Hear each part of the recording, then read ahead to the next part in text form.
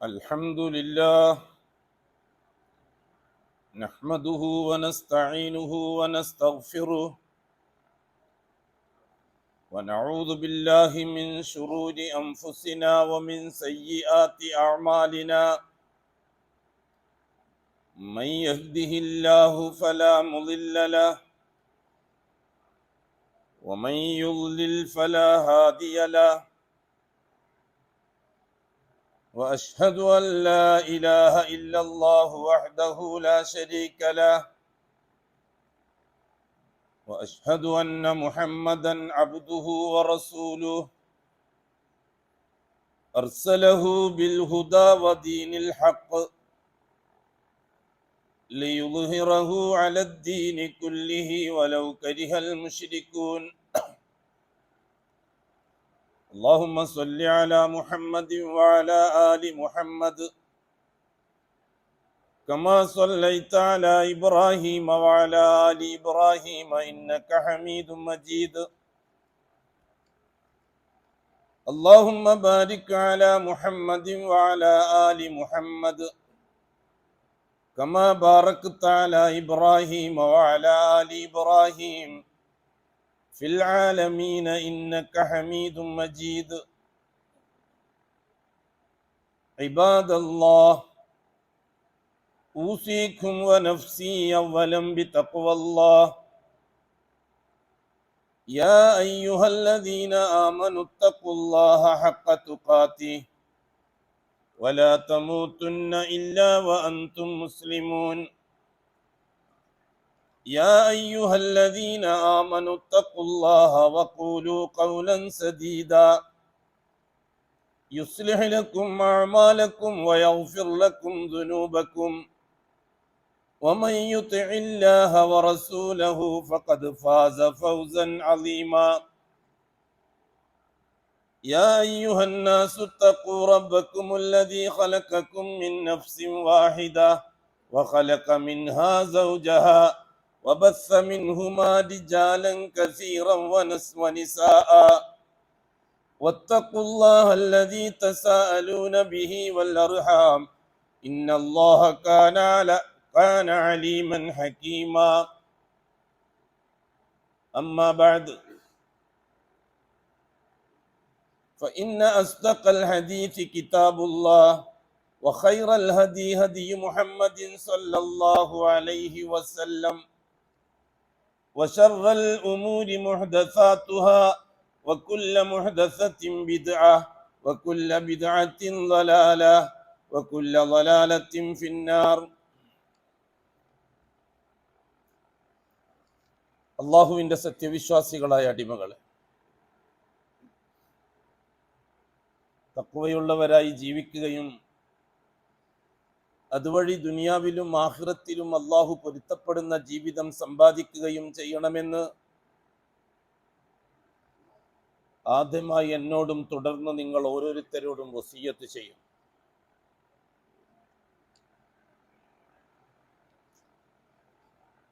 അല്ലാഹു സുബ്ഹാനഹു വ തആല ഇബ്രാഹിം അലൈഹിസ്സലാത്തു വസ്സലാമിന് ശേഷം പ്രവാചക പരമ്പരയെ രണ്ട് വഴിയായിട്ട് തിരിച്ചു. അത് രണ്ടും ഇബ്രാഹിം അലൈഹിസ്സലാത്തു വസ്സലാമിന്റെ രണ്ട് ആൺമക്കൾ, ഒന്ന് ഇസ്ഹാഖ് നബി, മറ്റേത് ഇസ്മായിൽ നബി. ഈ രണ്ട് വഴിയിലൂടെ അല്ലാഹു സുബ്ഹാനഹു വ തആല ഇന്ന് വരെ, ഇനി അങ്ങോട്ട് ഖിയാമത്ത് നാൾ വരെ രണ്ട് പാതകളാണ്, രണ്ട് വഴികളാണ് മനുഷ്യർക്ക് പരിചയപ്പെടുത്തി കൊടുക്കുന്നത് എന്ന് നാം പറയുകയുണ്ടായി. ഒരു വഴി പ്രമാണബന്ധിതവും മറ്റേത് പാരമ്പര്യബന്ധിതവുമാണ് എന്ന് നാം പറയും. സാധാരണ നമ്മൾ വിശ്വാസികൾ അവിശ്വാസികൾ എന്ന പ്രയോഗത്തിലാണ് മലയാളികൾ ദീനിനെ പരിചയപ്പെടുത്താറ്. ഒരു വിഭാഗം വിശ്വാസികൾ, മറുവിഭാഗം അവിശ്വാസികൾ. ആരാണ് ഈ വിശ്വാസികൾ, ആരാണ് ഈ അവിശ്വാസികൾ? അവിശ്വാസികൾ എന്ന് നാം ഉപയോഗിക്കുന്നത് പരിശുദ്ധ ഖുർആൻ പറഞ്ഞ കാഫിർ, മുശ്രിക് എന്ന പ്രയോഗത്തിലായിരിക്കാം. മൂന്നാമത്തൊരു പ്രയോഗം ഇല്ലല്ലോ. രണ്ട് വിഭാഗത്തെ പറ്റിയാണല്ലോ അല്ലാഹു തആല പറഞ്ഞത്, ഇന്നല്ലദീന കഫറു മിൻ അഹ്ലിൽ കിതാബ് വൽ മുശ്രിക്കീൻ. അപ്പൊ കാഫിർ മുശ്രിക്ക് എന്ന പ്രയോഗത്തെ വിശ്വാസി അവിശ്വാസി എന്ന അർത്ഥം വെക്കുമ്പോൾ വ്യത്യസ്ത മതങ്ങൾ ജീവിക്കുന്ന നമ്മുടെ രാജ്യമായ ഇന്ത്യ പോലെയുള്ള ഇടത്തൊന്ന് വിശദീകരിക്കേണ്ടതുണ്ട്. മുസ്ലിമീങ്ങളെ മാത്രം ജീവിക്കുന്ന നാട്ടിൽ അത് വിശദീകരിക്കേണ്ടതില്ല. ഇന്ത്യ പോലെയുള്ള രാജ്യങ്ങളിൽ അത് വിശദീകരിക്കുമ്പോൾ, പ്രത്യേകിച്ച് കേരളത്തിൽ വിശദീകരിക്കുമ്പോൾ, വിശ്വാസികൾ എന്ന് പറഞ്ഞാൽ മുസ്ലിമീങ്ങളും അവിശ്വാസികൾ എന്ന് പറഞ്ഞാൽ ഹിന്ദുക്കളും എന്ന അർത്ഥത്തിലാണ് കേരളക്കാരായ സാധാരണക്കാർ മനസ്സിലാക്കുന്നത്. വല്ലാഹി അത് തെറ്റായ വിശദീകരണമാണ്. ഈ സംഭവം നാം ഇബ്രാഹിം അലൈഹി സ്വലാത്തു വസ്സലാമിന് ശേഷമുള്ള ചരിത്രം മുതൽ ഇങ്ങോട്ട് പറയാൻ തുടങ്ങണം. എന്നാലേ നമുക്കത് കൃത്യമായി മനസ്സിലാക്കാൻ പറ്റുകയുള്ളൂ. അപ്പോഴേയുള്ളൂ കേരളത്തിൽ മുസ്ലിമീങ്ങളാര് അമുസ്ലിമീങ്ങളാര്, വിശ്വാസികളാര് അവിശ്വാസികളാര് എന്ന് വേർതിരിക്കാൻ പറ്റുകയുള്ളൂ. കേരളത്തെ സംബന്ധിച്ചിടത്തോളം ദീനുൽ ഇസ്ലാമിന്റെ ഹക്കായ ദഅവത്ത് കൂട്ടമായ നിലക്ക് തുടങ്ങിയിട്ടും 100 കൊല്ലത്തിനിപ്പുറത്താണ്. അതിനു മുമ്പ് ഏതാണ്ട് 1200 കൊല്ലമായിട്ട് വ്യക്തി അധിഷ്ഠിതമാണ് ഇസ്ലാമിക ദഅവത്ത്. ആ വ്യക്തികൾക്ക് തന്നെ ദഅവത്ത് പൂർണ്ണമായി നടത്താൻ സാധിക്കാത്തൊരു രാജ്യമാണ് നമ്മുടെ രാജ്യം. ഉദാഹരണത്തിന് ഷെയ്ഖ് സൈനുദ്ദീൻ മഖ്ദൂം ഏതാണ്ട് 300-400 കൊല്ലങ്ങൾക്ക് മുമ്പ് പൊന്നാനി വലിയ പള്ളിയിൽ വെച്ച് ശിർക്ക് എന്താണ്, തൗഹീദ് എന്താണെന്ന് വിശദീകരിച്ചപ്പോൾ ഇവിടുത്തെ പാരമ്പര്യക്കാരും ഭൂരിപക്ഷക്കാരുമായ കൊണ്ടോട്ടി തങ്ങന്മാര് സൈനുദ്ദീൻ മഖ്ദൂമിന്റെ നാക്കിന് കൊച്ചുവിലം കിട്ടു. സൈനുദ്ദീൻ മഖ്ദൂം ഷാഫി മദ്ഹബാണ് പറഞ്ഞത് മിമ്പറിൽ വെച്ച്. എന്താണ് ഷാഫി മദ്ഹബ്? ഉയർത്തി നിൽക്കുന്ന മുഴുവൻ ഖബറുകളും പൊളിച്ചു മാറ്റണം. അത് അഷ്റഫുൽ ഖൽക്കിന്റെ സുന്നത്താണ്. ഹബീബായ തങ്ങൾ വഫാത്താകുന്ന സന്ദർഭത്തിൽ വ്യക്തമാക്കി കൊടുത്ത കാര്യം, എന്റെ മനസ്സിനെ റാഹത്താക്കാൻ മൻ യുരീഹുനി, എന്റെ മനസ്സിനെ റാഹത്താക്കാൻ മൻ മിൻകും യുരീഹുനി, എന്റെ മനസ്സിനെ സന്തോഷിപ്പിക്കാൻ നിങ്ങളെ കൂട്ടത്തിൽ ആരെ കൊണ്ടാണ് സാധിക്കുക? അലി അല്ലാഹു തആല എഴുന്നേറ്റിട്ട് പറഞ്ഞു, ഞാൻ ഒരുപാട് തവണ ദുആ ചെയ്തു. എന്താണ് സംഭവം? യമനിന്റെ ഭാഗത്ത് പഴയകാല ജാറം വീണ്ടും ഉയർന്നു വന്നിട്ടുണ്ട്. ദുൽഖലസ എന്ന് പറയുന്ന ദേവിയുടെ. എത്രയും പെട്ടെന്ന് പോയിട്ട് ആ ജാറത്തെ പൊളിച്ച് തരിപ്പണമാക്കി പൊടി പോലും ഇല്ലാതാക്കിയിട്ട് വരണം. അലി അല്ലാഹു തആല പുറപ്പെട്ടു. വഫാത്താകുന്നതിന്റെ ദിവസങ്ങൾക്ക് മുമ്പാണിത്. ഇത് അഷ്റഫുൽ ഖൽക്കിന്റെ സുന്നത്താണ്. അത് മാത്രമേ ഷെയ്ഖ് സൈനുദ്ദീൻ മഖ്ദൂം പറഞ്ഞിട്ടുള്ളൂ. അത് വഹാബിയുടെ വെറടിക്കൊന്നും വെച്ച് കേട്ടണ്ട. ഷെയ്ഖ് സൈനുദ്ദീൻ മഖ്ദൂം റഹിമഹുല്ലാ 300-400 കൊല്ലം മുമ്പ് പൊന്നാനി വലിയ പള്ളിയിൽ വന്ന് യമൻകാരനായ അദ്ദേഹം മക്ക വഴി യമനിൽ പൊന്നാനിലെത്തി താമസമാക്കിയപ്പോൾ ഇവിടുത്തെ ജനങ്ങളോട് പറഞ്ഞ വിഷയം അതാണ്. അദ്ദേഹം വരുമ്പോൾ ഇവിടെ കാണുന്ന എന്താണ്?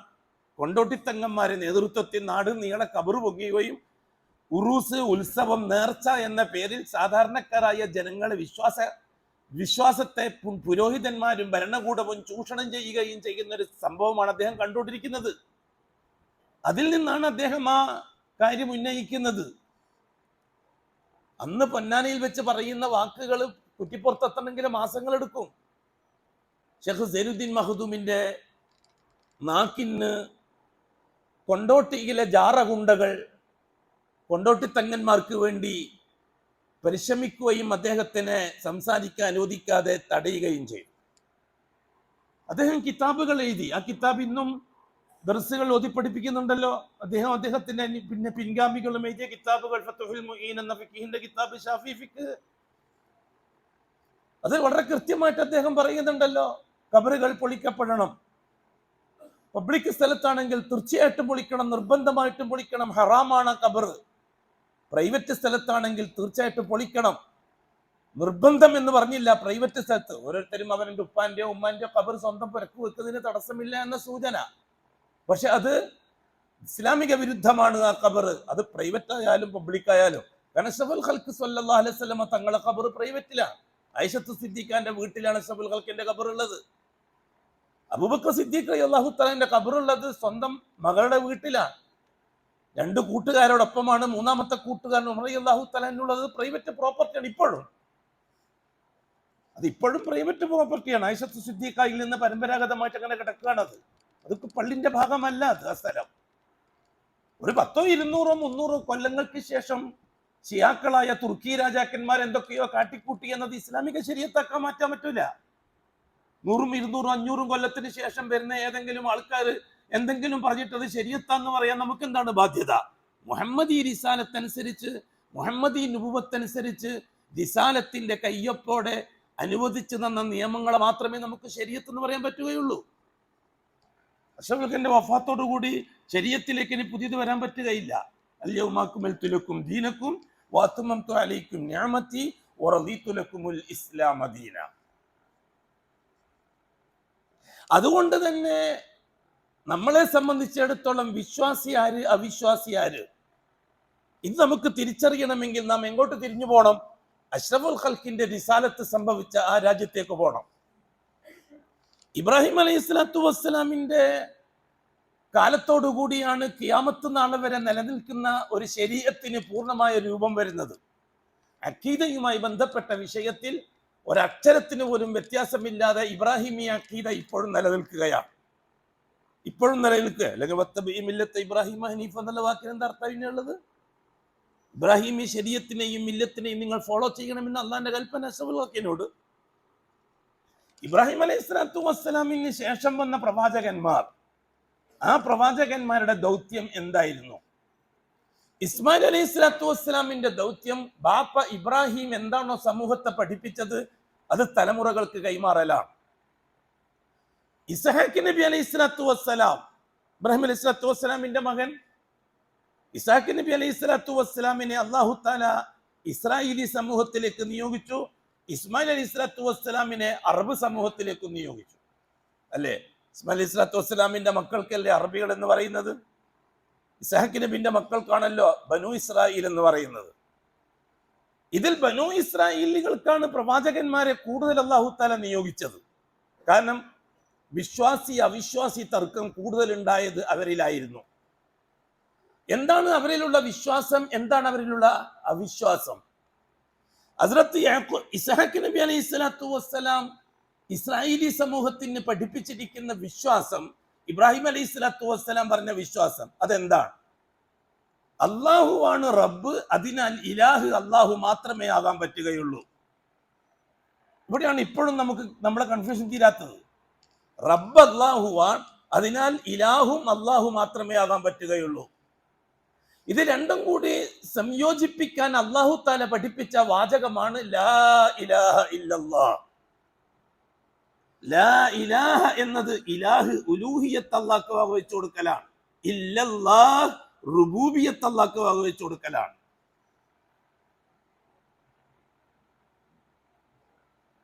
ഹദ്റത്ത് ഇബ്രാഹിം അലൈഹി സ്വലാത്തു വസ്സലാം അന്ന് ഇറാഖിൽ തുടങ്ങി വെച്ച ദൗത്യം ഇസ്ഹാഖ് നബി അലൈഹി സ്വലാത്തു വസ്സലാം ഇസ്ഹാഖ് നബിയെ റസൂലാക്കി അയക്കേണ്ടി വന്നത് എന്തുകൊണ്ടാണ്? ഇബ്രാഹിം അലൈഹി സ്വലാത്തു വസ്സലാം സ്ഥാപിച്ചെടുത്ത ആദർശത്തിന്റെ വഴിയിൽ നിന്ന് സാധാരണക്കാര് പാരമ്പര്യത്തിലേക്ക് തിരിച്ചുപോയി. എന്താണ് പാരമ്പര്യം? പാരമ്പര്യം അള്ളാഹു റബ്ബാണെന്ന് അംഗീകരിക്കുക, ഇലാഹായിട്ട് മഹാന്മാരെ ഇടയാളാക്കുക. ഇതാണ് പാരമ്പര്യം. ഹദ്റത്ത് ഇബ്രാഹിം ഇസ്ഹാഖ് നബി അലൈഹി സ്വലാത്തു വസ്സലാം അത്തരത്തിലൊരു സമൂഹത്തിലേക്കാണ് വരേണ്ടി വന്നത്. ഇബ്രാഹിം അലൈഹി സ്വലാത്തു വസ്സലാമിന്റെ വഫാത്തിന് ശേഷം ഇബ്രാഹിം അലൈഹി സ്വലാത്തു വസ്സലാം സ്ഥാപിച്ച തൗഹീദിൽ നിന്ന് സ്വന്തം അനുയായികളായ മുസ്ലിമീങ്ങൾ, മുഅ്മിനീങ്ങൾ അള്ളാഹുവിനെ റബ്ബാണെന്ന് അംഗീകരിക്കുകയും ആ റബ്ബിനെ സ്വായത്തമാക്കാൻ, ആ റബ്ബിൽ നിന്ന് ആനുകൂല്യങ്ങൾ നേടാൻ ഇബ്രാഹിമി മില്ലത്തിൽ വിശ്വസിച്ച മുഅ്മിനീങ്ങളായ ശൈഖുകളും വലിയുകളും ഇടയിലുണ്ടെങ്കിൽ മാത്രമേ അള്ളാഹുവിൽ നിന്ന് കാര്യങ്ങൾ നേടാൻ പറ്റുകയുള്ളൂ എന്ന ആ വിഭാഗത്തിലെ പുരോഹിതന്മാര് സാധാരണക്കാരനെ വിശ്വസിപ്പിച്ച് അവരുടെ ആവശ്യ പൂർത്തീകരണത്തിന് ആത്മീയ ബന്ധമുണ്ടാക്കാൻ മരിച്ചുപോയവരെ ഇടയാളാക്കുക എന്ന അവിശ്വാസം അവരിലേക്ക് ഉണ്ടാക്കിയെടുത്തു. ആ വിശ്വാസത്തിനെതിരായിട്ടാണ് ഇസ്ഹാഖ് നബി അലൈഹി സ്വലാത്തു വസ്സലാം റസൂലായിട്ട് വരുന്നത്. അപ്പൊ വിശ്വാസം എന്ന് പറഞ്ഞാൽ അള്ളാഹു മാത്രം, അള്ളാഹുവിന്റെ ഇടയിൽ ഒരാൾ പറ്റുകയില്ല, അത് വിശ്വാസം. അവിശ്വാസം എന്ന് പറഞ്ഞാൽ അള്ളാഹു മാത്രം, ഇടയിൽ ചിലരൊക്കെ വേണം. ഇതാണ് വിശ്വാസവും അവിശ്വാസവും നമ്മൾ വ്യത്യാസം. അവിടെ മതപരമായിട്ട് മറ്റുള്ളവരെ കൂട്ടിക്കെട്ടേണ്ട യാതൊരു ആവശ്യവുമില്ല. ഇന്ത്യക്കാരായ നാം ഇവിടുത്തെ ഹിന്ദുക്കളെയോ ക്രിസ്ത്യാനികളെയോ അതുപോലെയുള്ളവരെയൊക്കെ കൂട്ടിക്കെട്ടേണ്ട യാതൊരു ആവശ്യവുമില്ല. ഖുർആന്റെ ഭാഷയിൽ വിശ്വാസികൾ എന്ന് പറഞ്ഞാൽ അള്ളാഹുവിന്റെ വഹദാനിയത്ത് അംഗീകരിക്കുന്ന മനുഷ്യർ. ലാ ഇലാഹ ഇല്ലല്ലാഹു വഹദ ലാ ശരീക ലഹ്. അതൊരു നബിയായാലും ശരി, ഒരു റസൂലായാലും ശരി, ഒരു വലിയോ ഷെയ്ഖോ ബീവിയോ ബാവയോ ജിന്നോ മലക്കോ ആരായാലും ശരി, അള്ളാഹുവിൽ നിന്ന് കാര്യങ്ങൾ നേടുന്നതിന് വസായിത്തുകൾ ഇടയാളന്മാർ, അതിന് അറബിയിൽ ഉപയോഗിക്കുന്ന വാക്ക് വസായിത്തുകൾ. ആ വസായിത്തുകളെ ഉണ്ടാക്കാൻ പറ്റുന്ന പ്രശ്നമേ ഇല്ല. അങ്ങനെ ഇങ്ങോട്ട് കിട്ടുന്നത് അള്ളാഹുവിൽ നിന്ന് മാത്രമാണ്. അതുകൊണ്ട് ഇങ്ങനെ അങ്ങോട്ട് കൊടുക്കുന്നതും അള്ളാഹ്ക്ക് മാത്രമേ ആവാവൂ. രണ്ട് മാത്രങ്ങളാണ് ലാ ഇലാഹ ഇല്ലല്ലാഹ്. ലാ ഇലാഹയിലെ മാത്രം ഇങ്ങനെ അങ്ങോട്ട് എന്ത് കൊടുക്കുന്നുണ്ടെങ്കിലും അള്ളാഹ്ക്ക് കൊടുക്കാൻ പറ്റുകയുള്ളൂ. ഇടയ്ക്ക് ഒരു നിദ് പകരക്കാരൻ ഉണ്ടാകാൻ പറ്റൂല, ഇടയ്ക്ക് ഒരു ശരീക്ക് കൂറുകാരൻ ഉണ്ടാകാൻ പറ്റൂല, ഇടയ്ക്ക് ഒരു ഷഫീ ഒരു ലഹീർ സഹായി ഉണ്ടാകാൻ പറ്റൂല, ഇടയ്ക്ക് ഒരു ഷഫീ ശുപാർശകൻ അല്ലെങ്കിൽ ഒരു വസീല് ഇടയാള്. ഇങ്ങനെ ഒരു പരിപാടിയും അള്ളാഹുവിൽ നിന്ന് കാര്യങ്ങൾ ഒരു മൊട്ടുസൂചിയായാലും ശരി അള്ളാഹുവിൽ നിന്ന് നേടിയെടുക്കുന്നതിന് ഇടയിൽ ഒരാരെയും പറ്റുകയില്ല. ഇതാണ് ലാ ഇലാഹ എന്നതിന്റെ മാന. ഈ ലാ ഇലാഹ എന്നതിന്റെ മാന നന്നായിട്ട് അറിയാം ആർക്ക്? ഖുറൈശികൾക്ക്. അവർ അറബി പണ്ഡിറ്റുകളാണ്. അവർ പലരും നല്ല ഭാഷാ സാഹിത്യമുള്ളവരാണ്, നന്നായിട്ട് അറബി അറിയാവുന്നവരാണ്. അതുകൊണ്ടാണ് അവർ ലാ ഇലാഹ പറയാൻ കൂട്ടാക്കാതിരുന്നത്. ലാ ഇലാഹ എന്ന് പറഞ്ഞാൽ തന്നെ ഔലിയാക്കളെ മാറ്റി നിർത്തുക എന്നാണ് അർത്ഥം. അല്ലെങ്കിൽ വേറെ എന്തർത്ഥമാണ് ഖുറൈശികൾ അതിന് മനസ്സിലാക്കിയത്? അതാണ് പറയേണ്ടത്. നമ്മൾ ആരെയെങ്കിലും വ്യക്തിപരമായോ സംഘടനാപരമായോ കുറ്റം പറഞ്ഞ സമയം കളയല്ല. ഇവിടെ ലാ ഇലാഹ എന്ന് അഷ്റഫുൽ ഖൽഖ് പറഞ്ഞപ്പോൾ അത് ഖുറൈശികൾ അംഗീകരിക്കാതിരിക്കാൻ കാരണം എന്താണ്? അവർക്ക് ഇല്ലല്ല പരിചയമില്ലാത്തത് കൊണ്ടാണോ? വല്ലാഹി ഖുറൈശികൾ 100% ഇല്ലല്ല പരിചയമുള്ളവരാണ്. അള്ളാഹുവാണ് എല്ലാം എന്ന് കൃത്യമായി വിശ്വസിക്കുന്നവരാണ്. അത് അഷ്റഫുൽ ഖൽഖ് നബിയായിട്ട് വരുന്നതിന്റെയും ജനിച്ചു വരുന്നതിന്റെയും മുമ്പേ ഖുറൈശി സമൂഹം പ്യൂർ അള്ളാഹുവിൽ വിശ്വസിച്ച മുസ്ലിമീങ്ങളാണ്. അള്ളാഹുവിന്റെ റുബൂബിയത്തിൽ വിശ്വസിച്ചവരാണ് അവർ. പക്ഷെ അള്ളാഹു താല അതുകൊണ്ടൊന്നും അവരെ മൂമിൻ എന്ന് വിളിച്ചില്ല, മുസ്ലിം എന്ന് വിളിച്ചില്ല. അവരെ അള്ളാഹു മുശ്രിക് എന്ന് വിളിച്ചു, കാഫിർ എന്ന് വിളിച്ചു. ഏത് കാര്യത്തിലാണ് അവർ കാഫിറായത്? അള്ളാഹുമായി ബന്ധപ്പെട്ട ഏതെങ്കിലും വിഷയത്തിൽ ഖുറൈശികളിൽ കുഫർ വന്നിട്ടുണ്ടോ? അള്ളാഹുമായി ബന്ധപ്പെട്ട, അള്ളാന്റെ റുബൂബിയത്തുമായി ബന്ധപ്പെട്ട എന്തെങ്കിലും വിഷയത്തിൽ, ഒന്നിക്കൽ അള്ളാഹുവിന്റെ ദാത്തിന്റെ കാര്യത്തിൽ ഖുറൈശികൾക്ക് എന്തെങ്കിലും തെറ്റുകൾ സംഭവിച്ചിട്ടുണ്ടോ? അല്ലെങ്കിൽ അള്ളാഹുവിന്റെ റുബൂബിയത്തിന്റെ കാര്യത്തിൽ എന്തെങ്കിലും പ്രശ്നം, എന്തെങ്കിലും തെറ്റ് ഖുറൈശികൾക്ക് സംഭവിച്ചിട്ടുണ്ടോ? അല്ലെങ്കിൽ അള്ളാഹുവിന്റെ അസ്മാ സിഫാത്തുകളുടെ കാര്യത്തിൽ, അതേ സന്ദർഭത്തിൽ അള്ളാഹുവിന്റെ ഉലൂഹിയത്തിന്റെ കാര്യത്തിൽ അവർ സംശയാലുക്കളോ പരമ്പരാഗതമായ വിശ്വാസമുള്ളവരോ ആയതിനാലല്ലേ അവർ അള്ളാഹിന്റെ ഉലൂഹിയത്ത് അംഗീകരിച്ചു കൊടുക്കാതെ? എന്താണ് ഉലൂഹിയത്ത് കൊണ്ട് ഉദ്ദേശിക്കുന്നത്? അള്ളാഹുവിൽ നിന്ന് കാര്യങ്ങൾ നേടാൻ മഹാന്മാരെ ഇടയാളാക്കുക. അതല്ലേ ഉലൂഹിയത്ത് കൊണ്ട് ഉദ്ദേശിക്കുന്നത്. ഇനി നിങ്ങൾക്ക് ഞാനൊരു സംഭവം പറഞ്ഞുതരാം. ഇനി ആ രീതിയിലല്ലാതെ വേറെ രീതിയിൽ എങ്ങനെയാണ് മനസ്സിലാക്കി തന്നെ ഞാൻ അതിനെപ്പറ്റി വളരെ ഗഹനമായിട്ട് തന്നെയാണ് നിങ്ങളോട് പറയുന്നത്. ഖുറൈശി സമൂഹത്തെ അവിശ്വാസികൾ എന്ന് പറയുന്നത് അവരിവിടുത്തെ ഹിന്ദുക്കളെ പോലെയോ ക്രിസ്ത്യാനികളെ പോലെയോ ജൂതന്മാരെ പോലെയോ ആയതുകൊണ്ടല്ല. അവര് അള്ളാഹുവിനെ നന്നായിട്ട് അറിയുന്നവരും അള്ളാഹുവിനെ പൂർണ്ണമായി വിശ്വസിക്കുന്നവരും ആണ്. ഇവിടുത്തെ ഷീഈ മൊല്ലമാര് അവരുടെ ജാറ സിദ്ധാന്തം സ്ഥാപിക്കാൻ അള്ളാഹിനെ പറ്റി കള്ളം പറയുകയാണ്. ഖുറൈശികൾ പറയുന്ന അല്ല, നമ്മളീ പറയുന്ന അല്ലയല്ല, അത് ഖുർആന്റെ നിഷേധമാണ്. അപ്പൊ തന്നെ കാഫിറായി അവർ. ഖുറൈശികൾ വിശ്വസിക്കുന്ന അല്ല, നമ്മൾ വിശ്വസിക്കുന്ന അല്ലയല്ല, മുഹമ്മദ് നബി പറയുന്ന അല്ലയല്ല എന്ന് പറയുമ്പം തന്നെ അത് ഖുർആന്റെ നിഷേധത്തിൽ കാഫിറായി. അല്ല പറയുന്നു ആ അല്ല തന്നെയാണെന്ന്, ഇവര് പറയുന്നു ആ അല്ലയല്ല. ആ അല്ലയല്ല എന്ന് പറഞ്ഞ് എന്തിനു വേണ്ടിയെന്നറിയുമോ?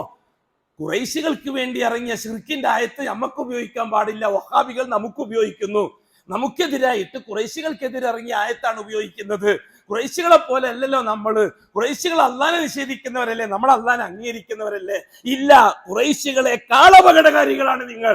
ഖുറൈശികൾ അള്ളാനെ കൃത്യമായി അംഗീകരിക്കുന്നവരാണ്. നിങ്ങൾ അള്ളാന്റെ ദാത്തിനും അള്ളാന്റെ റുബൂബിയത്തിനും ശിർക്ക് വെക്കുന്നവരാണ്. അള്ളാഹു അല്ലാത്ത പടച്ചവന്മാരുണ്ടെന്ന് പറയുന്നവരാണ്. അള്ളാഹു അല്ലാത്ത കാര്യങ്ങൾ നിയന്ത്രിക്കുന്ന മുദബ്ബിറുകൾ ഉണ്ടെന്ന് പറയുന്നവരാണ്.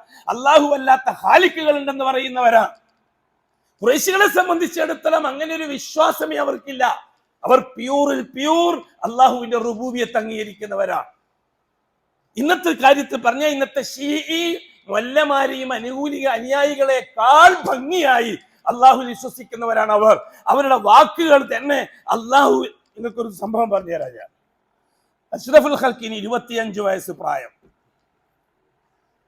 ഖുവൈലിദിന്റെ മകൾ ഖദീജക്ക് 40 വയസ്സ് പ്രായം. പ്രായം എണ്ണത്തിൽ കുറക്കാൻ ആരും മെനക്കെടും ചെയ്യണ്ട. ഇങ്ങനെ അഷ്റഫുൽ ഖൽക്കിനോടുള്ള സ്നേഹം കൊണ്ട് ഖദീജ ബീബിയെ 15 വയസ്സുകാരിയോ ആക്കണ്ട. അഷ്റഫുൽ ഖൽക്കിനോടുള്ള സ്നേഹം കൊണ്ട് ആയിഷ ബീബിയെ 25 വയസ്സുകാരിയോ ആക്കണ്ട. ഇത് അള്ളാന്റെ റസൂലുമായിട്ടുള്ള ഇടപാടാണ്. അതിൽ കൈയിടാന്ന് വേണ്ട. 7 ആകാശത്തിനും അപ്പുറത്ത് സിദ്റത്തുൽ മുന്തഹ വരെ ആ ഹബീബിനെ അള്ളാഹ്ക്ക് എത്തിക്കാൻ പറ്റുമെങ്കിൽ ഒരു നല്ല മൊഞ്ചത്തിയായ 9 വയസ്സുള്ള ചുറുചുറുക്കുള്ള ചോട്ടിയ ചോരറിക്കുന്ന ഒരു പെൺകുട്ടിയെ ഹബീബായ മുത്തിന് ഭാര്യയായിട്ട് കൊടുക്കാൻ അള്ളാഹു മതിയായവനാണ്. അതിന് അള്ളാഹിനെ പഠിപ്പിക്കാൻ ആരും മെനക്കെടണ്ട. അതൊക്കെ ഒരു തരം അസൂയയോ തനി വിവരക്കേടോ ആണ്. അത് വിട്ടേക്ക്. ഖദീജ റളിയല്ലാഹു തആല അൻഹക്ക് 40 വയസ്സ് പ്രായം. ഖദീജ ബിവിക്ക് വിവരം കിട്ടി ഒരു മിടുക്കനായ ഒരു ചെറുപ്പക്കാരൻ മക്കയിലുണ്ട്. ഖുറൈശി തറവാട്ടുകാരനാണ്. അബ്ദുൽ മുത്തലിബിന്റെ പേരക്കുട്ടിയാണ്. സത്യസന്ധരിൽ സത്യസന്ധനാണ്. വിവരം കിട്ടിയപ്പോൾ ഇടക്കിടക്കൊക്കെ അബൂ താലിബ് മൂത്താപ്പാന്റെ ഒന്നിച്ച് കച്ചവടത്തിന് പോയ പരിചയമൊക്കെ ഉണ്ട് എന്ന് കേട്ടപ്പോൾ ഖദീജയുടെ പണക്കാരത്തി കോടീശ്വരിയായ ഖദീജാന്റെ കച്ചവട ചരക്കുമായി പേർഷ്യയിലേക്കോ റോമിലേക്കോ പോകാൻ മുഹമ്മദിന് സാധിക്കുമോ എന്ന് ചോദിക്കാൻ ആളെ അയച്ചു സമ്മതിക്കുകയും കച്ചവടത്തിന് പോകുകയും ഒരുപാട് ലാഭവും കൃത്യമായ കണക്കുമായിട്ട് വരികയും ചെയ്തപ്പോൾ വിധവയായ ഖദീജ റളിയല്ലാഹു തആല അൻഹക്ക് മുഹമ്മദ് മുസ്തഫ തങ്ങളെ പുതിയാപ്പിളയാക്കിയ തിരക്കുകളിലാന്നൊരു തോന്നല്. എന്താ തോന്നിയ കുഴപ്പം? തോന്നിയിട്ടുണ്ടെന്നാണല്ലോ എല്ലാ വിവാഹവും നടക്കുന്നത്. ഒന്നും തോന്നാത്ത മരം മുണ്ടൂസന്മാർക്ക് വിവാഹമുണ്ടോ? അവനിങ്ങനെ പെരക്ക് കൂടാന്നല്ലാതെ നോമ്പ് നോറ്റിട്ട് ഈ വിവാഹം എന്ന് പറയുന്നത് തന്നെ ഈ തോന്നിച്ചയിൽ നിന്ന് വരുന്നതല്ലേ. ഒരു പെണ്ണ് കെട്ടണം. അവർ പെൺകുട്ടിനെ കണ്ടു, ആ ബാപ്പാനോട് അന്വേഷിച്ചു, അല്ലെങ്കിൽ ആളെ അയച്ചു. അങ്ങനെയാണല്ലോ വിവാഹം എന്ന് പറഞ്ഞാൽ ഉമ്മയുപ്പി അംഗീകരിക്കുന്നതാണല്ലോ വിവാഹം. ഫംഗിഹു മാ തബലക്കും, നിങ്ങൾ വിവാഹം കഴിക്കുക. പിന്നെ ഈ ഹഖുൽ വലദി അലൽ വാലിദ്, കുട്ടികൾക്ക് മാതാപിതാക്കൾക്കുള്ള കടമയെ പറ്റി പറഞ്ഞ കൂട്ടത്തിൽ പറഞ്ഞിട്ടുണ്ട് അൻ യുഹ്സിൻ ഇസ്മഹു ഇദാ വലദ, ജനിച്ചാൽ നല്ല പേരിട്ട് കൊടുക്കുക ഉമ്മാൻ്റെ ഉപ്പാൻ്റെയും കടമയാണ്. അൻ യുഅല്ലിമഹു ഇദാ അദ്റക, ബുദ്ധിയും തൻ്റെ ഇടമൊക്കെ വരുമ്പോൾ അള്ളാഹുവിനെ പറ്റി പഠിപ്പിച്ചു കൊടുക്കുക. അൻ യുസവ്വിജഹു ഇദാ അദ്റക, സമയം എത്തുമ്പോൾ കൃത്യമായി തെരഞ്ഞെടുത്ത് നടത്തി ഒരു കല്യാണം കഴിച്ചു കൊടുക്കുക. ഇത് മാതാപിതാക്കളുടെ ഉത്തരവാദിത്തമാണ്. അത് മാതാപിതാക്കൾക്ക് അല്ലാഹു തആല ഹക്കാക്കി വെച്ചതാണ്. പിന്നെ വർത്തമാന കാലഘട്ടത്തിന്റെ കഥ പറയരുത്. വർത്തമാന കാലഘട്ടം എന്ന് പറഞ്ഞാൽ വഷളത്തരത്തിന്മേൽ വഷളത്തരമുള്ള കാലഘട്ടമാണ്. അറബികളെ പറ്റി പണ്ട് പറയാറുണ്ട്. അറബികളെ മോശത്തരത്തെ പറ്റി പറയുന്ന കൂട്ടത്തിൽ ഒരു അറബി പെണ്ണ് അതിനെയാണ് റസൂലുള്ളാഹി മാറ്റിയെടുത്തത്. ഒരു അറബി പെണ്ണ് ഇങ്ങനെ പാട്ടുപാടുകയാണ് ഒരു ദിവസം രാത്രി.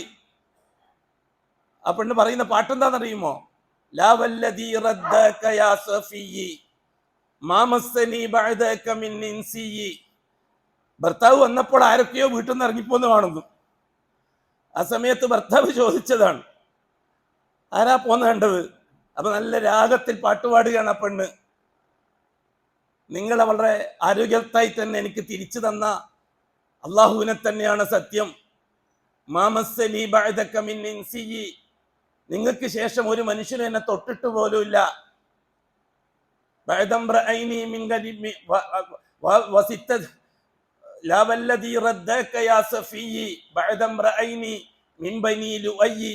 ഗോത്രത്തിൽ നിന്ന് വന്ന 2 ഒഴികെ, പിന്നെ അദീയ് ഗോത്രത്തിൽ നിന്ന് വന്ന വേറൊരാളൊഴികെ, യാത്രക്കാരായിട്ട് വന്ന വേറൊരു 5 ആള്, വൈകുന്നേരം വന്ന വേറൊരു 6 ആള്. എത്ര ആളായി? ഇതാണ് അറബി പെണ്ണ്. അതിനേക്കാൾ മോശമായി ആധുനിക പെണ്ണ് ഇല്ലേ?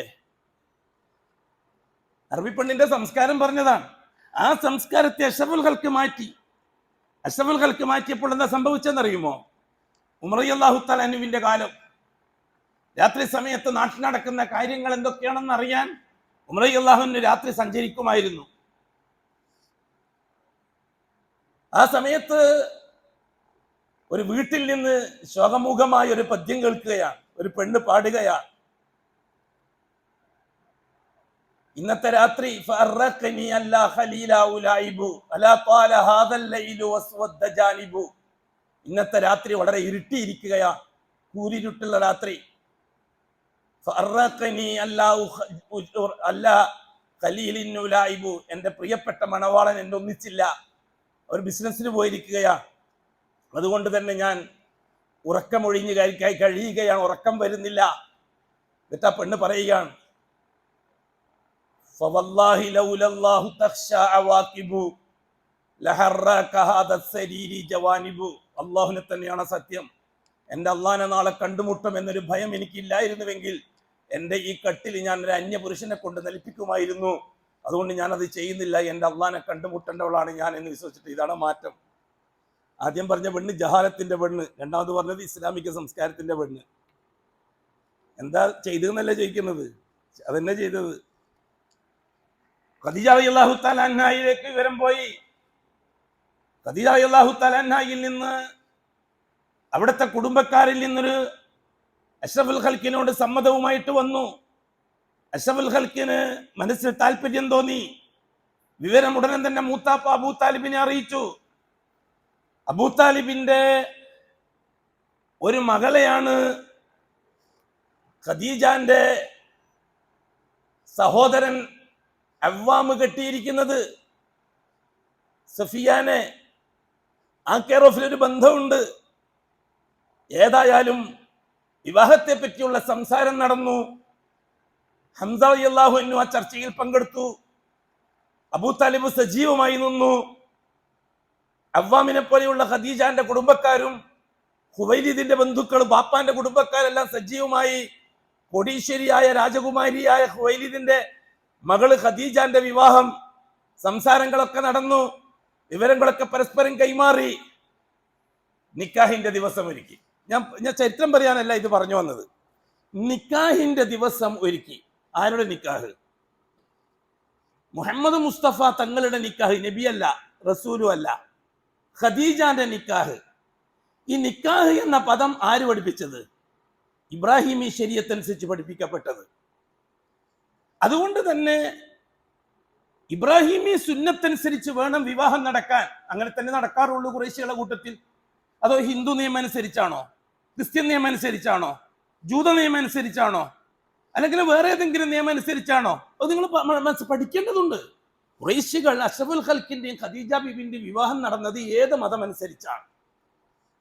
അല്ല, ഒരു മതവും ഇല്ലാണ്ട് എഴുതി ഒപ്പിട്ടിട്ട് പാസാക്കുകയാണോ ഇന്നത്തെ പഞ്ചായത്ത് ഓഫീസിൽ പോയിട്ട്? വല്ലാഹി ഇബ്രാഹിമി ശരീഅത്തും മില്ലത്തും സുന്നത്തും അനുസരിച്ചാണ്. ഖദീജ ബീബിന്റെ വീട്ടിൽ ആളുകൂടി. അബൂ താലിബ് വന്നു. അബൂ താലിബ് നടത്തിയൊരു ഖുത്ബ. അബൂ താലിബ് ഭയങ്കര സാഹിത്യകാരനാണ്. അധികം ഞാൻ കാണാതെ പഠിക്കലാണ്. ഇതെനിക്ക് കാണാതെ പഠിക്കാൻ കഴിയുന്നില്ല, അത്ര കട്ടിയുള്ള ഭാഷ. അബൂ താലിബിന്റെ പ്രസംഗം നിങ്ങളൊന്ന് ശ്രദ്ധിച്ച് കേട്ടോളൂ. കാരണം എന്നെ സംബന്ധിച്ചോളം ഇത് നിങ്ങൾക്ക് വിശദീകരിച്ചിരിക്കുന്നില്ല. കാരണം അബൂ താലിബ് പ്യൂർ പാരമ്പര്യ മുസ്ലിമാണ്. എന്നിട്ടും എന്തുകൊണ്ട് നരകത്തിലേക്ക് പോയി? വർത്തമാന കാലഘട്ടത്തിലെ പാരമ്പര്യ മുസ്ലിമീങ്ങൾ അബൂ താലിബിന്റെ അതേ മദ്ഹബിലാണ്. അവർ നരകത്തിലേക്ക് പോകാനുള്ളവരാണ്. അങ്ങനെ മുജാഹിദ് അങ്ങനെ പറഞ്ഞു, വഹാബി അങ്ങനെ പറഞ്ഞില്ല. ചരിത്രമാണ് സാക്ഷി. ഞാൻ നിങ്ങൾക്ക് ആ നിക്കാഹിന് ഖുത്ബ നടത്തിയ അബൂ താലിബ്. ആരാ ഖുത്ബ നടത്തുന്നത്? നമ്മുടെ നാട്ടിലെ പള്ളിയിലെ മൂല്യാർ പോലെ നിക്കാഹിന്റെ ഒന്ന് ഖുത്ബ നടത്തുമല്ലോ. ഖുത്ബ സുന്നത്തുണ്ട്, ഇബ്രാഹിമി സുന്നത്തിനും ഖുത്ബ സുന്നത്തുണ്ട്. അബൂ താലിബ് ആകുന്ന മൂത്താപ്പയാണ് ഖുത്ബ നടത്തുന്നത്. ആ ഖുത്ബന്റെ രത്ന ചുരുക്കം നിങ്ങളൊന്ന് കേട്ടോളി.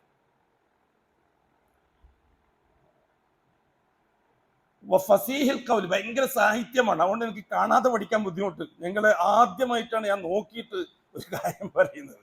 പഠിക്കേണ്ടത് കാണാതെ പഠിക്കുന്ന ശീലക്കാരനാണ് ഞാൻ. ആയത്തായാലും ഹദീസായാലും അസ്റായാലും ഇതെനിക്ക് നടക്കുന്നില്ല. അബൂ താലിബ് ഖദീജാന്റെ കല്യാണത്തിന്, അഷ്റഫുൽ ഖൽക്കിന്റെ കല്യാണത്തിന് ഖുത്ബ നിർവഹിക്കുകയാണ്. ആ നിർവഹിക്കുമ്പോൾ ഉപയോഗിച്ച വാക്കുകൾ നിങ്ങളൊന്ന് ശ്രദ്ധിച്ച് നിങ്ങൾ വിലയിരുത്തിയാൽ മതി. അബൂ താലിബ് ആരാണ്? ആദ്യം മനസ്സിലാക്കേണ്ടത്, മുഹമ്മദ് നബി നബിയായിട്ടില്ല, 25 വയസ്സേ ആയിട്ടുള്ളൂ.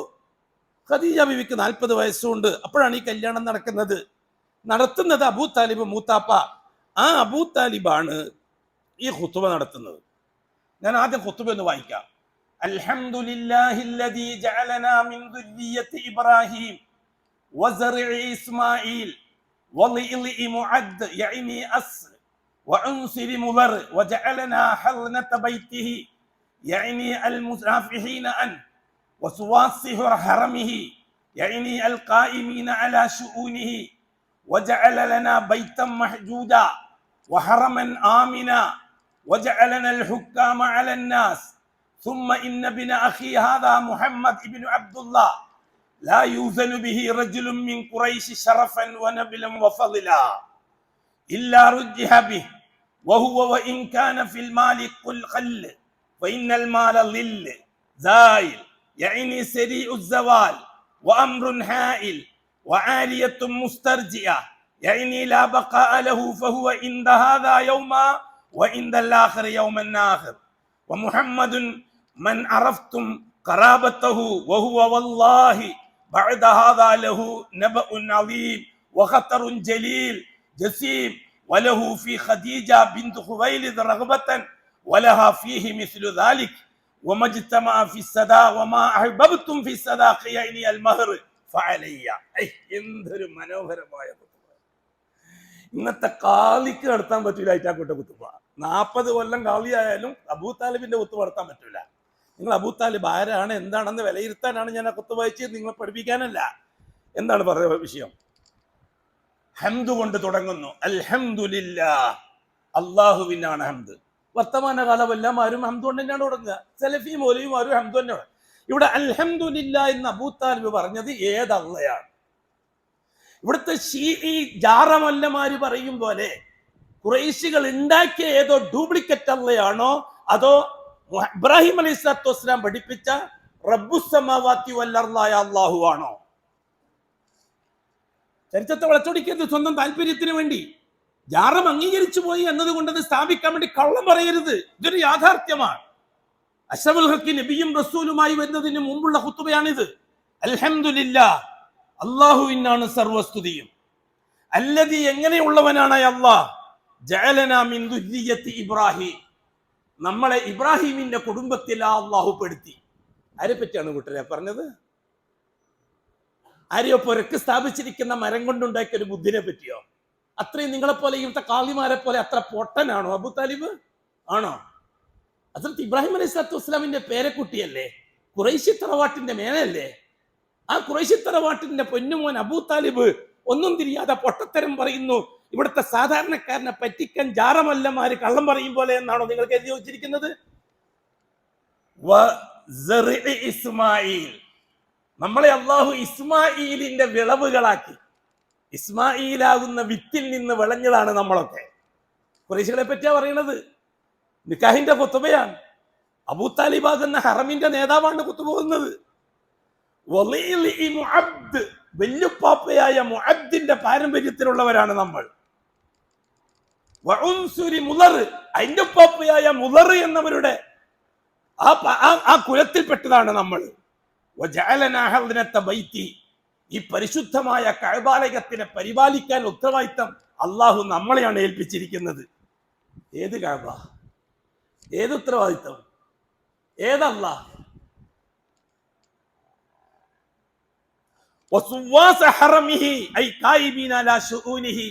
ഈ പരിശുദ്ധമായ മസ്ജിദുൽ ഹറാമും കഅബ ശരീഫും നേതൃത്വം വഹിക്കാനുള്ള ഉത്തരവാദിത്തം അള്ളാഹു നമുക്കാണ് തന്നിരിക്കുന്നത്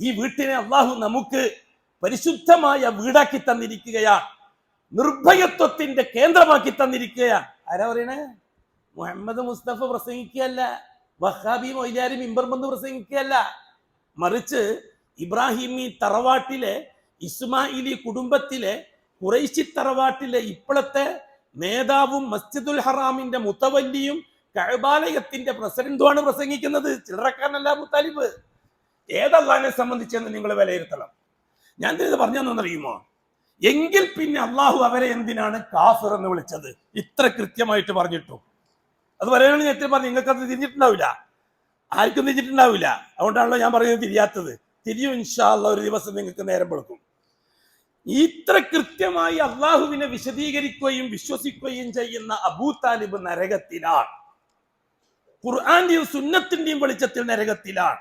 ഇത്ര കൃത്യമായി അള്ളാനെ വിശ്വസിക്കുന്ന അബൂ താലിബ് നരകത്തിൽ എന്ന് പറയാൻ കാരണം എന്താണ്? തീർന്നിട്ടില്ല. സുമ്മ ഇന്ന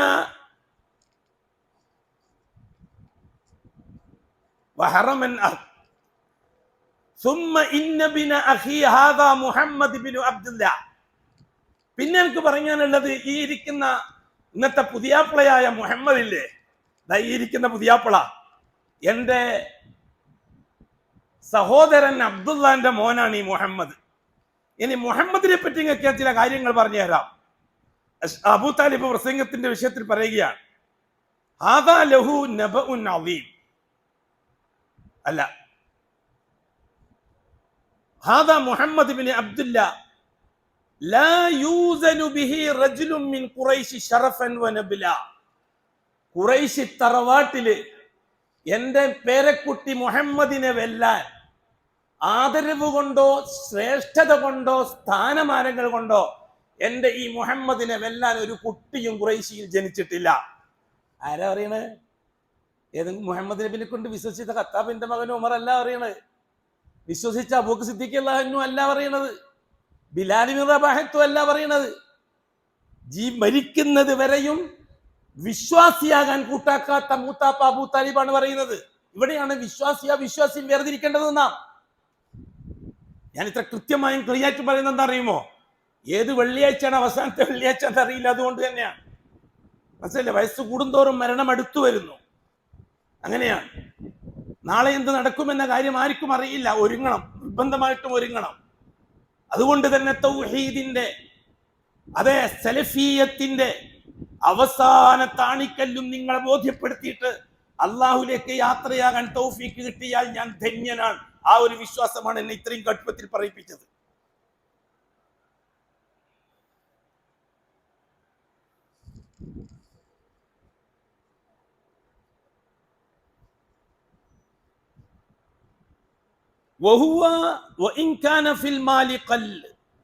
പക്ഷെ എന്റെ മോൻ മുഹമ്മദിന് സമ്പത്തില്ല, പൈസ ഇല്ല. പൈസയെ പറ്റി പറഞ്ഞാൽ ഭയങ്കര സാഹിത്യകാരനാണ്. അത് പലപ്പോഴും ഞാൻ പറഞ്ഞിട്ടുണ്ട്. അറേബ്യൻ കുലത്തില് അന്നത്തെ കാലഘട്ടത്തിന്റെ വേദനകളും നോവുകളും കവിതയിലൂടെ ലോകത്തെ അറിയിച്ച മഹാപണ്ഡിതനാണ് അബൂ താലിബ്. ഒരുപാട് പദ്യങ്ങൾ ഞാൻ നിങ്ങൾക്ക് ചൊല്ലി കേൾപ്പിച്ചു തന്നിട്ടുണ്ട്. നിങ്ങളൊരു പക്ഷെ ചിന്തിക്കുന്നുണ്ടാവും, അല്ലെങ്കിൽ ഈ ജാറസന്തതികളായ എന്റെ ശത്രുക്കൾ ചിന്തിക്കുന്നുണ്ടാവും, ഇയാൾ ഈ അബൂ താലിബിനെ തന്നെ ചുറ്റിപ്പറ്റി നിൽക്കുന്ന എന്തുകൊണ്ടാ? വേറെ ആരെയൊക്കെ പറയാനുണ്ട്. ഞാൻ അബൂ താലിബിനെ ചുറ്റിപ്പറ്റി നിൽക്കുന്നത്, അബൂ താലിബിനെ സംബന്ധിച്ച് ലോക ചരിത്രത്തിൽ ഒരാൾക്കും ഒരു കുറ്റം ഈ 2024 വരെ ചരിത്രകാരന്മാർ രേഖപ്പെടുത്തിയിട്ടില്ല. ഒന്നിക്കൊരു വാക്കുകൊണ്ടുള്ള പിഴവ്, അല്ലെങ്കിൽ ഒരു പ്രവൃത്തി കൊണ്ടുള്ള പിഴവ് അബൂ താലിബിന്റെ ജീവിതത്തിൽ ഇന്ന് വരെ ഒരു ചരിത്രകാരൻ രേഖപ്പെടുത്തിയിട്ടില്ല. അതേസമയം മറ്റു പലരും ഇസ്ലാമാകുന്നതിന് മുമ്പ്, വിശ്വാസിയാകുന്നതിന് മുമ്പ് പല തോന്നിയവാസങ്ങൾ ചെയ്ത ചരിത്രങ്ങൾ രേഖയിലുണ്ട്. അബൂ താലിബിനെ പറ്റി ആ രേഖയില്ല. എന്നിട്ടും അബൂ താലിബ് നരകത്തിലാണ്. ഇവിടെയാണ് ജാറസന്തതികൾ ചിന്തിക്കേണ്ടത്. ഇവിടെയാണ് ജാറത്തിന്റെ ആൾക്കാർ ഗൗരവമായിട്ട് കാണേണ്ടത്. അപകടത്തിലാണ് നാം. ജാറവുമായി ബന്ധപ്പെട്ട സകലതും അപകടത്തിലാണ്. കുത്തുബിയത്തും അതുപോലെയുള്ള റാത്തീവും സകലതും അപകടത്തിലാണ്. അബൂ താലിബ് നരകത്തിലേക്ക് പോയെങ്കിൽ അതിന്റെ മുൻപേ പോണ്ടവരാണ് ഈ പുരോഹിതന്മാർ എന്ന കാര്യത്തിൽ ഒരു സംശയവും ആർക്കും വേണ്ട. വല്ലാഹി വല്ലാഹി. എന്നിട്ട് എന്താണ് പറയുന്നത് അദ്ദേഹം? പണത്തിന്റെ കാര്യം സംസാരിച്ചാൽ അത് വളരെ ലാ ബഖാഅ ലഹു. പൈസ കാര്യം എന്നൊക്കെ പറഞ്ഞ ഫഇന്നൽ മാല നില്ലും സായിൽ, അതൊക്കെ നീങ്ങുന്ന നിഴലുകളാണ്. യഅനി സരീഉ സവാൽ, അത് കഴിയുമ്പോൾ പെട്ടെന്നൊക്കെ പോകും. വഅംറുൻ ഹായിൽ വആരിയത്തും മുസ്തർജിഅ, ഭയങ്കര സാഹിത്യമാണ്. അദ്ദേഹം ഉദ്ദേശിക്കുന്നത് എന്താണ്? ലാ ബഖാഅ ലഹു ഫഹുവ ഇൻദ ഹാദാ യൗമ വഇൻദൽ ആഖിറ യൗമൻ ആഖിർ. പൈസ എന്നൊക്കെ പറഞ്ഞാൽ ഇന്ന് ഒരാളടുത്തായിരിക്കും, അതേ പൈസ നാളെ വേറൊരാളടുത്തേക്കായിരിക്കും. അതുകൊണ്ട് മുഹമ്മദിന് പൈസ ഇല്ലാത്തത് നിങ്ങൾ നോക്കണ്ട. പക്ഷെ മുഹമ്മദിന്റെ കാര്യത്തിൽ ഭയങ്കരമായൊരു സംഭവം നടക്കാൻ പോകുന്നുണ്ട്. അള്ളാനെ തന്നെയാണ് സത്യം. ഇതൊക്കെ കഴിഞ്ഞാൽ എന്റെ മോൻ മുഹമ്മദിന് ഗൗരവമുള്ള ഒരു കാര്യം സംഭവിക്കാൻ പോകുന്നുണ്ട്. എന്നിട്ട് വിശുദ്ധിലേക്ക് കടക്കുക. വലഹു ഫി ഖദീജ ബിൻത് ഖുവൈലിദ് റഗ്ബത്തൻ. ഖദീജ മുഹമ്മദിന് ഖുവൈലിദിന്റെ മകള് ഖദീജയോടൊരു സ്നേഹമുണ്ട്. വലഹ ഫീഹി മിസ്ലു ദാലിക്, ഖദീജക്ക് ഇങ്ങോട്ടും ഉണ്ട്. അതുകൊണ്ട് തന്നെ നമ്മൾ അത് നടത്തി കൊടുക്കാൻ തീരുമാനിച്ചു. മഹർ ഞാൻ ഏറ്റെടുത്തു. ഫഅലയ്യ, അങ്ങനെ 500 ദിർഹം മഹർ അബൂ താലിബിന്റെ വകയായി കൊടുത്ത് മുഹമ്മദ് മുസ്തഫ തങ്ങൾക്ക് ഖദീജാനെ കെട്ടിച്ചു കൊടുത്തു. ഞാൻ എന്തിനാ ഇത്ര കൃത്യമായിട്ട് നിങ്ങൾക്ക് പറഞ്ഞതെന്ന് അറിയുമോ? എനിക്കത് കാണാതെ പഠിച്ചിട്ടും പഠിക്കാൻ കഴിയില്ല, വയസ്സാകുകയല്ലേ. എങ്ങനെ ഈ കട്ടിയുള്ള വാക്കാണ്. അബൂ താലിബിന്റെ പദ്യങ്ങളും അങ്ങനെ തന്നെയാണ്, ഭയങ്കര സാഹിത്യമാണ്, കട്ടി സാഹിത്യമാണ് അറബി സാഹിത്യം. സബൂൽ മുഅല്ലഖാത്തിനേക്കാൾ കടുപ്പമാണ് അബൂ താലിബിന്റെ പദ്യങ്ങൾ. ഇവിടെ ഞാൻ ചോദിക്കുന്ന എൻ്റെ പ്രിയപ്പെട്ടവരോട്, എൻ്റെ നഫ്സോട്, നിങ്ങളോട്, എൻ്റെ ശബ്ദം കേൾക്കുന്ന ലോകത്തോട്, പ്രത്യേകിച്ചിട്ട് ഇവിടുത്തെ മഹല്ല് ജമാഅത്ത് ഭാരവാഹികളോട്, അതേപോലെ ഖാദിമാര്, ഖത്തീബുമാര്, മുദരിസുമാരോട്, അബൂ താലിബിന്റെ ചിത്രമാണ് ഇപ്പം നമ്മൾ കണ്ടത്. ഖദീജാനക്ക്, മുഹമ്മദ് നബിക്ക് ഖദീജാനെ കെട്ടിച്ചൊടുക്കുന്ന ആ പരിശുദ്ധമായ മംഗള ദിവസം ഖുതുബ നിർവഹിച്ചത് അബൂ താലിബാണെന്നും അബൂ താലിബ് നടത്തിയ ഖുതുബ താരീഖിന്റെ കിതാബുകളിൽ മുഴുവനും സഹീഹായ സനദോടെ റിപ്പോർട്ട് ചെയ്യപ്പെടുകയും ചെയ്തിട്ടുണ്ട്. ആ അബൂ താലിബ് ആ ഖുതുബയിൽ അങ്ങോളം ഇങ്ങോളം അള്ളാഹുവിനെയാണ് വർണ്ണിക്കുന്നത്. കഅബത്തിന്റെ റബ്ബായ അള്ളാഹ്, ഹറമിന്റെ റബ്ബായ അള്ളാഹ്, ഇത്ര കൃത്യമായി അള്ളാഹുവിൽ വിശ്വസിക്കുകയും അള്ളാഹുവിൽ അഭിമാനം കൊള്ളുകയും അള്ളാഹുവിന്റെ ഇബ്രാഹിമിന്റെ പാരമ്പര്യത്തിൽ അള്ളാഹു നമ്മളെ അന്തസ്സുള്ള ഖുറൈശിക്കൂട്ടമാക്കിയെന്ന് അംഗീകരിക്കുകയും ചെയ്തിട്ടും അവിശ്വാസികളുടെ കൂട്ടത്തിൽ അബൂ താലിബ് പെടാൻ കാരണം എന്താണ്? അബൂ താലിബ് പെടാൻ കാരണം ലാ ഇലാഹ എന്ന വാക്കിന്റെ മഅന അറിയുന്നത് കൊണ്ടാണ്. സഫാ മലയിൽ വെച്ച് അഷ്റഫുൽ ഖൽഖ് ലാ ഇലാഹ ഇല്ലല്ലാഹ് പറയാൻ പറഞ്ഞു. ഖൂലു ലാ ഇലാഹ ഇല്ലല്ലാഹ്. അപ്പോഴാണ് സംഗതിയുടെ ഗൗരവം ഖുറൈശിക്കൂട്ടം മനസ്സിലാക്കുന്നത്. മുഹമ്മദ് മുസ്തഫാന്റെ നുബുവത്ത് ലാ ഇലാഹ സ്ഥാപിക്കാനാണ്. എന്താണ് ലാ ഇലാഹ? ഐ ലാ മഅബൂദ. ഈ കഅബാലയത്തിന് ചുറ്റും നിങ്ങൾ സ്ഥാപിച്ചിരിക്കുന്ന 500 കൊല്ലത്തോളം പരമ്പരാഗതമായി നിങ്ങൾ ഇലാഹറത്തി വിളിച്ച് ഇടയാളുകളാക്കി ഹറമിന്റെ കഅബത്തിന്റെ റബ്ബോട് നിങ്ങൾ ദുആ ചെയ്യുമ്പോൾ ഇടയാളുകളാക്കി വെച്ച ഈ 300 ചില്ലുവാൻ ജാറങ്ങളും ഇല്ല. അവകളെ നിങ്ങൾ തിരസ്കരിക്കുക. ലാ ഇലാഹ ഇല്ലല്ലാഹ്. എന്നിട്ട് നിങ്ങൾ ഏതൊരു അള്ളാഹിനോടാണോ ചോദിച്ചുകൊണ്ടിരുന്നത് ആ അള്ളാഹിനെ മാത്രം സ്ഥിരപ്പെടുത്തുക. ഇവിടെ ലാ ഇലാഹ എന്നതിന്റെ മഅന ജാറങ്ങളാണ് എന്നല്ലാതെ ഖുറൈശികൾക്ക് വേറൊരു റബ്ബിനെ പരിചയമില്ല, വേറൊരു അള്ളാഹിനെ പരിചയമില്ല, വേറൊരു ദേവിയെ പരിചയമില്ല, വേറൊരു ദൈവത്തെ പരിചയമില്ല. ആകെ അവർക്ക് പരിചയം കുസയ്യ് എന്ന് പറയുന്ന ഉപ്പുപ്പ അന്ന് കൊണ്ടുവന്നിട്ട് ഏതോ മഹാന്മാരുടെ ഒരു മഹാന്റെ ഖബർ, ഒരു ജാറം സ്ഥാപിച്ച് അതിന് ചുറ്റും ഇരുന്നിട്ട് കരയാൻ തുടങ്ങി. പിന്നെ വന്ന് ഇപ്പോൾ അഷ്റഫുൽ ഖൽഖ് നബിയായി വരുമ്പോൾ 300 ചില്ലുവാനും ജാറങ്ങൾ ഒന്നിക്കൽ സനമായി അല്ലെങ്കിൽ വസനായി. സനം എന്ന് പറഞ്ഞാൽ നേർക്ക് നേരെ രൂപങ്ങൾ, വസന എന്ന് പറഞ്ഞാൽ ആ മരിച്ചുപോയ മനുഷ്യന്റെ ഏതെങ്കിലും അവശിഷ്ടങ്ങൾ. ഈ 2 രീതിയിലും 300 ചില്ലാനുണ്ട്. അത് പൂർണ്ണമായി ഉപയോഗിച്ച് കാശുണ്ടാക്കുകയാണ് പുരോഹിത വർഗത്തിന്റെ നേതാവായ അബൂലഹബ്. അതേപോലെ തന്നെ അതിന്റെ രാജ്യം ഭരിക്കുകയാണ് അബൂജഹല്.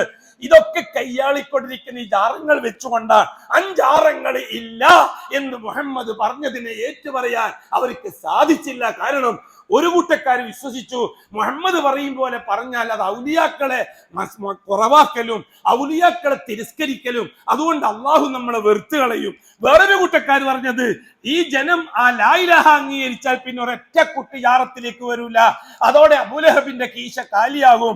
അതുകൊണ്ട് 2 വിഭാഗം അവർ ഉടലെടുത്ത് വരികയാണ്. ചുരുക്കി പറഞ്ഞാൽ പാരമ്പര്യക്കാരിൽ 2 വിഭാഗമാണ് വരുന്നത്. ഒരു വിഭാഗം ഔലിയാക്കളെ തള്ളാനാണ് മുഹമ്മദ് പറയുന്നത്, അപ്പൊ അള്ള വെറുക്കൂലേ.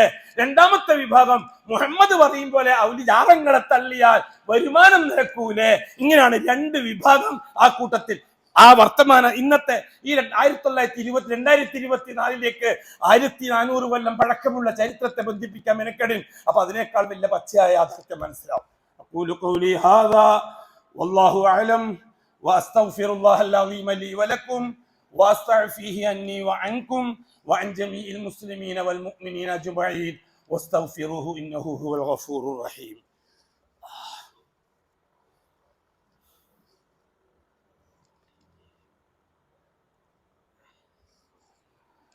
الحمد لله رب العالمين വസ്സലാത്തു വസ്സലാമു അലാ അഷ്റഫിൽ മഖ്ലൂഖീൻ മുഹമ്മദിൻ വആലിഹി വസഹ്ബിഹി അജ്മഈൻ. യാ അയ്യുഹല്ലദീന ആമനു തഖുല്ലാഹ ഹഖ്ക തുഖാതിഹി വലാ തമൂതുന്ന ഇല്ലാ വഅൻതും മുസ്ലിമൂൻ. യാ അയ്യുഹന്നാസു തഖൂ റബ്ബക്കുമുല്ലദീ ഖലഖക്കും മിൻ നഫ്സിൻ വാഹിദ വഖലഖ മിൻഹാ സൗജഹാ വബസ്സ മിൻഹുമാ റിജാലൻ കസീറൻ വനിസാഅ വത്തഖുല്ലാഹ അല്ലദീ തസാഅലൂന ബിഹി വൽ അർഹാം ഇന്നല്ലാഹ കാന അലൈക്കും റഖീബ. സഹോദരങ്ങളെ, സഹോദരിമാരെ, ഒരു ദിവസത്തിന് വേണ്ടി ഒരുങ്ങിക്കൊള്ളുക. വൽ തൻദുർ നഫ്സും മാ ഖദ്ദമത് ലിഗദ്. നാളത്തേക്ക് എന്താണ് ഒരുക്കി വെച്ചത് എന്ന് ഓരോരുത്തരും ശ്രദ്ധിച്ചുകൊള്ളുക. അല്ലാഹു തആല വളരെ കൃത്യമായി ചോദിക്കുന്നു, അഫഹസിബുത്തും അന്നമാ ഖലഖ്നാകും അബസ. നിങ്ങളെ ഞാൻ തമാശക്ക് സൃഷ്ടിച്ചതാണെന്ന് നിങ്ങൾക്ക് തോന്നിപ്പോയോ? വഅന്നകും ഇലൈനാ ലാ തുർജഊൻ. നിങ്ങൾ ഒരു ദിവസം എൻ്റെ അടുത്തേക്ക് മടക്കപ്പെടുകയില്ല, നിങ്ങളെ എനിക്ക് പിടുത്തം കിട്ടുകയില്ല എന്ന് നിങ്ങൾക്ക് തോന്നിപ്പോയോ? മരണത്തോടുകൂടി നിങ്ങളുടെ കാര്യം അവസാനിച്ചു എന്നാണോ നിങ്ങൾ ധരിച്ചു വെച്ചിരിക്കുന്നത്? അയഹ്സബുൽ ഇൻസാനു അല്ലൻ നജ്മഅ ഇളാമ. നിങ്ങളൊക്കെ മരിച്ച് നിങ്ങളെ മയ്യത്തുകൾ കബറടക്കി, ആ മയ്യത്തുകൾ ദിവസങ്ങൾ കൊണ്ട് ചീഞ്ഞു നാറി, ആ മാംസപേശികളൊക്കെ മണ്ണ് തിന്ന് അസ്ഥികൂടങ്ങളൊക്കെ ചെതലരിക്കാൻ തുടങ്ങി, ബാക്കിയുള്ളതൊക്കെ ബാക്കിയായി. അങ്ങനെ ഒരു കാലം വന്നു കഴിഞ്ഞാൽ പിന്നെ അതൊക്കെ പെറുക്കി കൂട്ടിയിട്ട് നിങ്ങളെപ്പോലെ വീണ്ടും ഒന്ന് സൃഷ്ടിക്കാൻ കഴിയുകയില്ലെന്ന് നിങ്ങൾക്ക് തോന്നിപ്പോയോ? അയഹ്സബുൽ ഇൻസാൻ, മനുഷ്യർക്ക് തോന്നിപ്പോയോ? അല്ലൻ നജ്മഅ ഇളാമ, ഈ എല്ലുകളൊക്കെ പെറുക്കി കൂട്ടി ഒരുമിച്ച് കൂട്ടി വീണ്ടും ഒന്നാക്കി സൃഷ്ടിക്കാൻ നിങ്ങളെ റബ്ബിന് കഴിയില്ല എന്ന് നിങ്ങൾക്ക് തോന്നിപ്പോയോ? ബലാ ഖാദിരീന അലാ അൻ നുസവ്വിയ ബനാന. നിങ്ങൾ സംശയിക്കണ്ട, നിങ്ങൾ മരിച്ച് ജീർണിച്ച് കബറടക്കി ജീർണിച്ച് മാംസപേശികളൊക്കെ അലിഞ്ഞു മണ്ണുമായി ലയിച്ച് അസ്ഥികൂടങ്ങളൊക്കെ സന്ധുക്കളിൽ നിന്ന് വേർപിരിഞ്ഞ് വെറും പഞ്ചരങ്ങളായി മാറിയാൽ വീണ്ടും അതിനെ ഒരു തവണ കൂടി ഞാൻ നിർമ്മിക്കുന്നതാണ്. ബല, അറിയുക, ഖാദിരീന, നാം കഴിവുള്ളവരാണ്. അലാ അൻ നുസവ്വിയ ബനാന.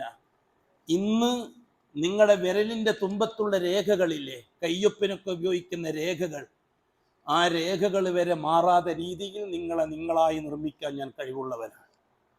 കൈരേഖയെ പറ്റി എന്താണ് ആധുനിക ശാസ്ത്ര വീക്ഷണം? 500 കൊല്ലം കൂടുമ്പോഴേ ഒരേപോലെയുള്ള ഒരു രേഖ വരികയുള്ളൂ എന്ന്.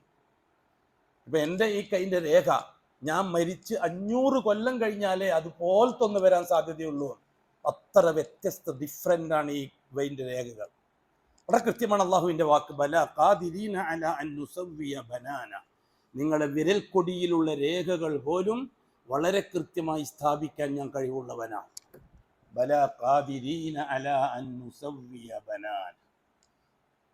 വീണ്ടും അല്ലാഹു തആല ചോദിക്കുന്നു, അയഹ്സബുൽ ഇൻസാനു അൻ യുത്രക സുദാ. നിങ്ങൾ മരിച്ച് മണ്ണായി കഴിഞ്ഞാൽ, മാംസപേശികളൊക്കെ അലിഞ്ഞ് മണ്ണുമായി ലയിച്ചാൽ, അസ്ഥികൂടങ്ങളൊക്കെ അതിന്റെ സന്ധികളിൽ നിന്ന് വേർപിരിഞ്ഞ് പുഴുക്കൾ തിന്ന് മത്സരിച്ച് ബാക്കി അവർക്കും കൂടി വേണ്ടാതെ ഒഴിവാക്കിയാൽ, മനസ്സിലാക്കിക്കൊള്ളുക നിങ്ങൾ, അയഹ്സബുൽ ഇൻസാനു അൻ യുത്രക സുദാ, വെറുതെ അങ്ങോട്ട് കാലിയായി വിടുമെന്ന് നിങ്ങൾക്ക് തോന്നിപ്പോയോ? അലം യകുനു തുഫത്തം മിൻ മനിയ്യിൻ യുംന. ഈ അസ്ഥിപഞ്ചരങ്ങൾ ഒരു ദിവസം ഒരു ശുക്ലത്തുള്ളിയിൽ നിന്നുണ്ടാക്കിയതല്ലേ ഞാൻ? സുമ്മ കാന അലഖ, അത് ഗർഭാശയത്തിൽ ഭ്രൂണമാക്കിയത് ഞാനല്ലേ? ഫഖലഖ്, അതിനൊരു രൂപപ്പെടുത്തി 4 മാസത്തോടുകൂടി രൂപപ്പെടുത്തിയത് ഞാനല്ലേ? ഫസവ്വ, ആ രൂപത്തിന് സന്തുലിതത്വം ഏർപ്പെടുത്തിയത് ഞാനല്ലേ? സുമ്മ ഫജഅല മിൻഹു സൗജൈനി الذكر والانثى, ആണാണോ പെണ്ണാണോ എന്ന് തീരുമാനിച്ചത് ഞാനല്ലേ? അലൈസ ദാലിക ബിഖാദിരിൻ അലാ അൻ യുഹ്യിയൽ മൗത. നിങ്ങൾ മരിച്ചു കഴിഞ്ഞാൽ ഒന്നും കൂടി നിങ്ങളെ ജീവിപ്പിക്കാൻ ഈ എനിക്ക് കഴിയില്ലെന്നാണോ നിങ്ങൾ ചോദിക്കുന്നത്, നിങ്ങൾ പറയുന്നത്? കൃത്യമാണ്. തീർച്ച ഞാൻ എൻ്റെ നഫ്സോട്, ഈ കൂടിയിരിക്കുന്ന ആണുങ്ങളോട്, അപ്പുറത്തുള്ള പെണ്ണുങ്ങളോട് വളരെ കൃത്യമായിട്ട് പറയട്ടെ, ഇന്നത്തെ അലങ്കാരങ്ങളും കാഴ്ചകളും വെറും കണ്ണുപൊട്ടന്മാരുടെയും ചെവിപൊട്ടന്മാരുടെയും കാഴ്ചകളും കായ്കളുമാണ്. ഇന്ന് കഴിഞ്ഞാൽ നാളെ, നേരത്തെ അബൂ താലിബ് ഖുതുബയിൽ പറഞ്ഞതുപോലെ, ഇതൊക്കെ നീങ്ങി ഒന്നുമല്ലാത്തൊരു രാത്രിയിലേക്ക് പോകും. അന്ന് നാം അള്ളാഹുവിനെ കണ്ടുമുട്ടും. ആ അള്ളാഹുവിനെ കണ്ടുമുട്ടുന്ന നേരത്തേക്ക് ആവശ്യമുള്ളത് യുദ്ധകാലാടിസ്ഥാനത്തിൽ ഒരുങ്ങിക്കൊള്ളുക. അതായിരിക്കട്ടെ എൻ്റെയും നിങ്ങളെയും ഇനി അങ്ങോട്ടുള്ള ചിന്ത, ഇനി അങ്ങോട്ടുള്ള ചർച്ച, ഇനി അങ്ങോട്ടുള്ള വിഷയങ്ങൾ.